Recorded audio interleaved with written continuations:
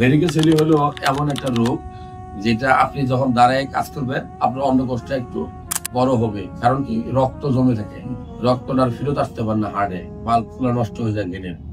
মনে রাখবেন, আপনার যদি ভেরিকোসেলি হয় আপনি নিজে যদি হাত দিয়ে দেখেন, দেখবেন যে ওই ভেনগুলা ডাইলেটেড থাকবে, দড়ি বা রশি বা চোখের মতো লাগে, তোমার লাগেনি, মোটা হয়ে যায়, ব্যথা করবে।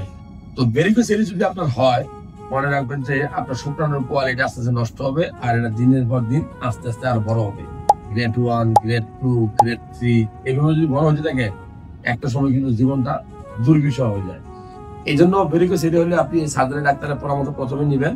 তবে আমি বলবো যে ভেরিকোসেলি হলে আপনার অবশ্যই টাইট, মানে সুতি কাপড় আন্ডারওয়্যার পরার চেষ্টা করবেন, জাঙ্গিয়া যেটা।